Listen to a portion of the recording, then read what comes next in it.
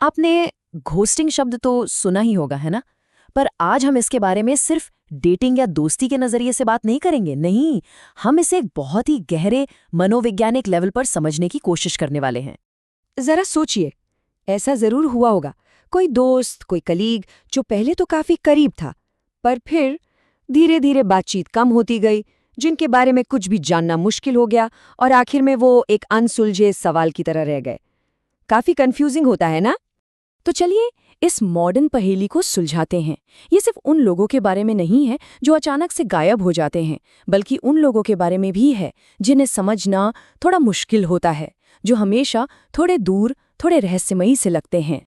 अक्सर हम ऐसे बर्ताव को मतलब बेरुखी या शायद घमंड मान लेते हैं, पर क्या हो अगर मैं कहूं कि इसका असली कारण कुछ और ही है? एक बहुत ही गहरी, एक बुनियादी पर्सनैलिटी की खासियत जो उनके हर सोशल इंटरैक्शन को तय करती है। तो ठीक है, चलिए इस रहस्य से पर्दा उठाते हैं। साइकोलॉजी में इस खासियत को हाई प्राइवेसी ओरिएंटेशन कहा जाता है। हाँ, मुझे पता है सुनने में थोड़ा टेक्निकल लग रहा है, लेकिन यकीन मानिए यही उन मानव भूतों के मन को समझने की चाबी है। तो इसका असल में मतलब क्या हुआ? बहुत सिंपल है।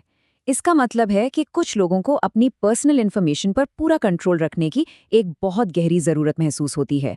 वो अपनी अंदर की दुनिया और बाहर की दुनिया के बीच एक मजबूत दीवार बनाकर रखते हैं।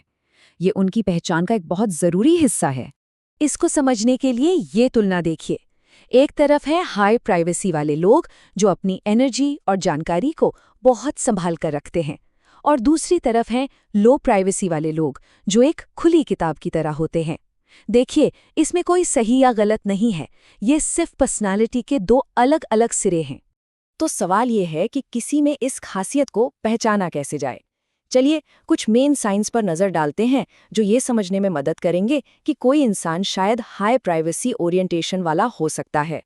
पहला और सबसे बड़ा संकेत, वो अपनी पर्सनल जानकारी के फ्लो को बहुत ही सावधानी से कंट्रोल करते हैं। मतलब वो तय करते हैं कि कौन क्या जानेगा, कब जानेगा और कितना जानेगा। ये उनके लिए एक लगातार चलने वाला सोचा समझा प्रोसेस है। और वो ये करते कैसे हैं? वो ध्यान भटकाने की कला में माहिर होते हैं।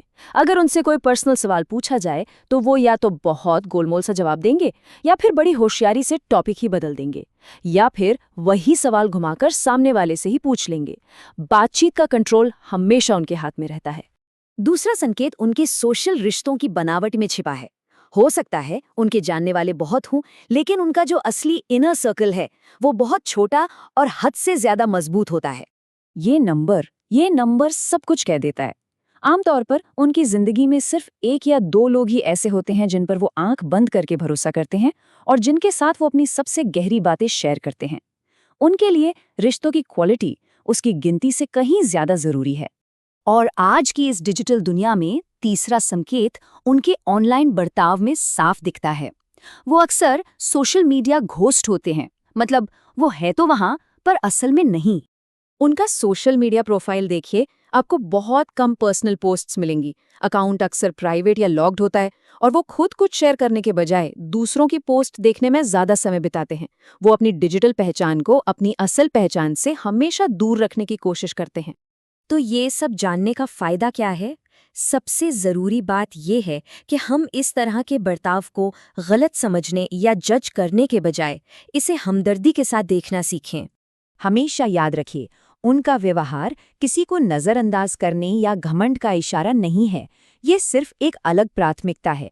कई लोगों से सतही तौर पर जुड़ने के बजाय कुछ चुनिंदा लोगों के साथ गहरे और मतलब वाले रिश्ते बनाना। ये लाइन इस पूरी बात का सार बहुत खूबसूरती से बताती है। उनकी प्राइवेसी का मतलब ये नहीं कि वो कुछ छिपा रहे हैं, बल्कि वो अपनी अंदर की शांति, अपने विचारों और अपनी भावनाओं की दुनिया की हिफाजत कर रहे हैं, जो उनके लिए बहुत कीमती है।